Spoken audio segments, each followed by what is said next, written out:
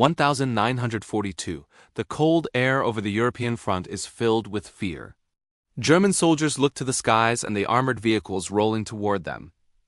There is one sound they pray not to hear. A deep, thunderous roar that cuts through steel and bone alike. The unmistakable voice of the American .50 caliber M2 Browning machine gun. The weapon the Germans came to fear more than any other. They called it a nightmare, a beast, a force of destruction that seemed almost unfair. This is the story of the gun that terrorized the German army. The birth of a monster. When the United States entered the Second World War, they brought with them a weapon that had already proven its power.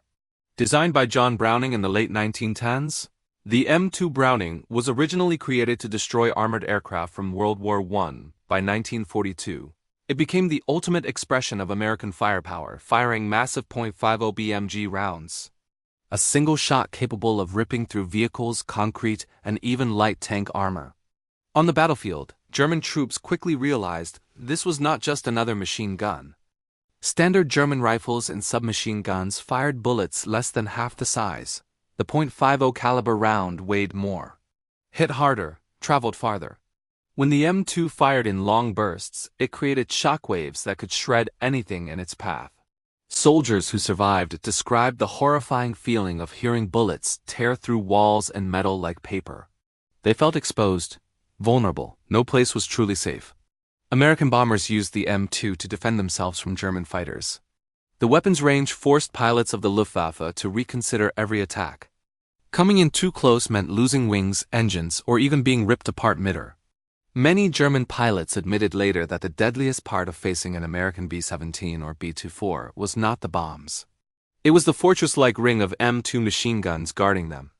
On the ground, the M2 was mounted on jeeps, tanks, and fortifications. German infantry learned a terrifying truth. Even behind cover, they could still die. The .50 BMG round could punch through brick walls, tearing apart anyone hiding behind them. Snipers who tried to engage U.S. forces from distance found themselves outmatched. The American response was simple. One pull of the trigger, one massive bullet. The sniper and their position vanished. The psychological effect of the M2 became a weapon in itself. The Germans developed a deep respect for its power, often avoiding battles where they suspected its presence. They called it the Doom Cannon. They believed no armor or human body could resist it. The Americans knew this fear well. They positioned the M2 at every strategic point. On beaches, on tanks, on ships crossing the Atlantic. Its presence alone meant control. The M2 was more than a machine gun. It was a symbol of dominance. A message to every enemy soldier: run or be destroyed. As the war intensified, so did the legend of the weapon that struck terror into the heart of the German army. The M2 had become the monster of World War II battlefields, and this was only the beginning. Firepower beyond limits. As the war raged on, the M2 Browning became more than a heavy machine gun. It became the backbone of American supremacy in both mobility and defense. Its firepower was unmatched. German commanders found themselves rewriting tactics just to avoid crossing paths with the destructive force of the .50 BMG. The numbers told the truth. Each round measured 12.7 millimeters. Nearly 2 centimeters of pure metal and explosive energy. Fired at speeds that could exceed 890 meters per second. A single bullet had enough momentum to tear through armored cars, engine blocks, reinforced bunkers, and the bodies of soldiers who thought they were protected. The M2 had no mercy. Its purpose was simple: dominate. Unlike other machine guns of the era, the M2 did not limit itself to one role. It was everywhere. Mounted on tanks like the M4 Sherman, positioned on jeeps to support mobile infantry, fixed as anti-aircraft guns protecting bases and naval convoys. Even aircraft such as the legendary P-51 Mustang relied on multiple M2 guns to tear apart enemy fighters. German soldiers reported a chilling experience. When the M2 opened fire, the battlefield changed. Trees splintered, metal sparked and twisted. Concrete cracked and crumbled. The shock of each round echoed in the chest of every man within range. Survivors said the sound alone made them hesitate. They knew what followed could end them instantly. The M2 also excelled in long-range engagements. While German troops often relied on weapons that were effective up to several hundred meters, the Browning could keep killing far beyond that. Targets at more than a mile away were not safe. The German belief that distance could protect them turned into a fatal misunderstanding. The M2 erased comfort zones, it erased hope. American gunners trained to use every advantage. They learned to suppress entire squads with short bursts. They aimed not only at enemies but at the vehicles that transported them. The M2 crippled German mobility. Supply trucks became vulnerable targets. Armored reconnaissance cars feared exposure on open terrain. Even lightly armored half-tracks could be destroyed with sustained fire. Every battlefield encounter reinforced a painful truth for the Germans. Their own machine guns could not match the range and raw force of the American .50 caliber. Attempts to counter it with light armor failed. Attempts to rush its position ended in tragedy. The fear spread from infantry to tank crews, to pilots, to commanders reading reports at headquarters. The psychological damage became a victory of its own. The M2 did not only kill soldiers, it killed initiative, it killed confidence. German troops sometimes chose to retreat instead of assaulting positions defended by the weapon they now considered invincible. The M2 Browning had proven itself indispensable. Wherever the United States advanced, this machine gun led the way. It created a wall of lead that no enemy wanted to challenge. German soldiers understood a simple, devastating message. If the M2 stood before them, they might not live long enough to fire back. A weapon of land, sea, and sky.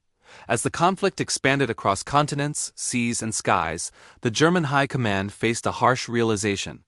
The M2 Browning was not limited to a single role. It followed them everywhere. In every environment, in every battle. The Americans brought the same terrifying power whether they fought in the deserts of North Africa, the beaches of Italy, the hedgerows of France, or the frozen forests during the Battle of the Bulge. At sea, German U-boats learned to fear the M2 as much as depth charges. On the decks of destroyers and escort vessels, sailors stood behind the heavy guns, ready for surfaced submarines or fast torpedo boats that tried to ambush convoys. The .50 caliber rounds punched holes into hulls, shredded periscopes, and ripped through gun crews before they could respond. Even when a submarine dove, the rounds chased them into the water, churning the surface with explosive power. No escape, no mercy. In the air, the M2 continued proving its dominance. Bomber formations turned into flying fortresses thanks to dozens of heavy machine guns mounted along their sides.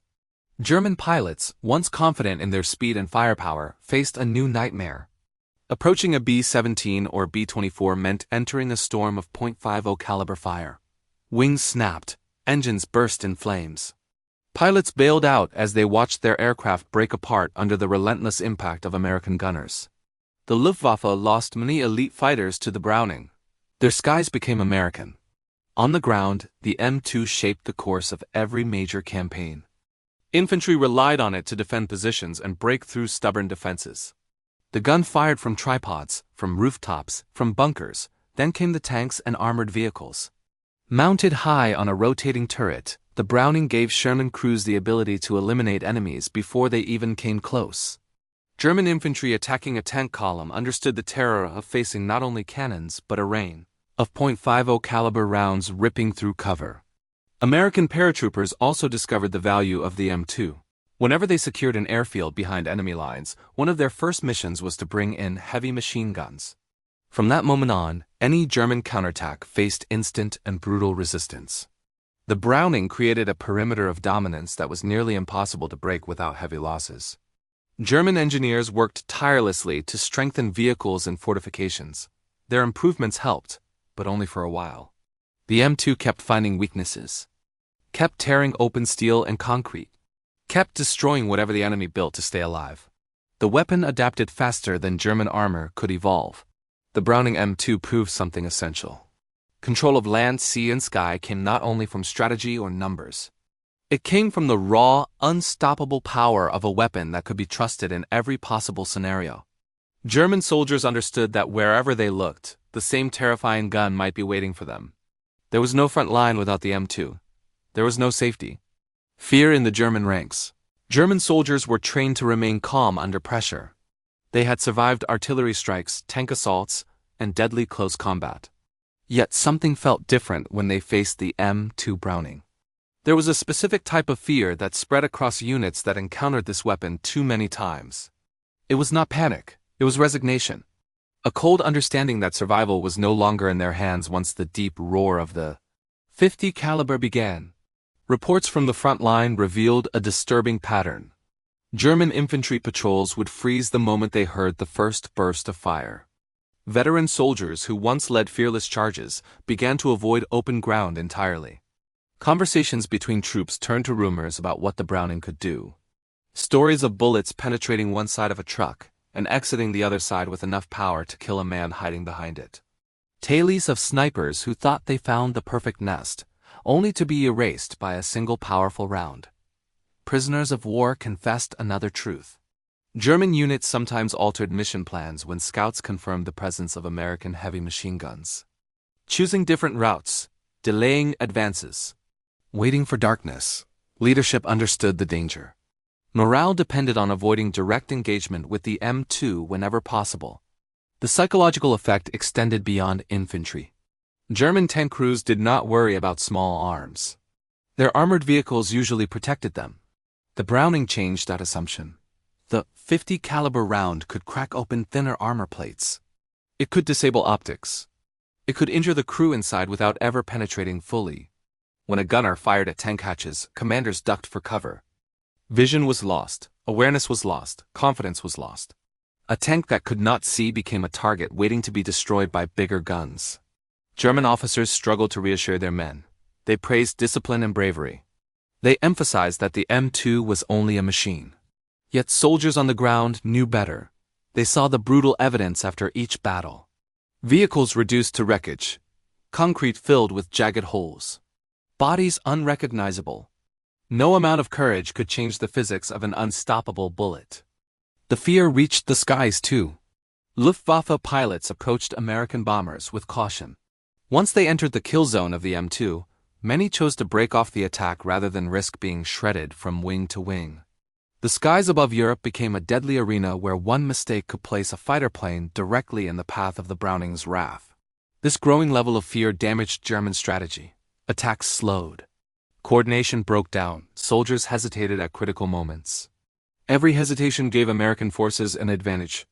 Every delay allowed the United States to build momentum. The M2 Browning was more than firepower. It was a psychological weapon. A constant reminder to German troops that no matter how well they fought, the Americans always had a tool capable of overwhelming them. The fear did not fade with time. It increased. The longer the war continued, the stronger the legend of the M2 became. The legacy of an unmatched weapon victory in Europe did not happen overnight. The German army fought with determination until the final days. Yet every step of the American advance was supported by a weapon that never failed. The M2 Browning became a symbol of relentless force. A machine gun that delivered results in every environment. The war ended and the world took note of which weapons shaped history. The 50 caliber M2 was near the top of that list. Even after 1945, military leaders from every nation studied the Browning. They wanted to understand why a design created decades earlier remained superior.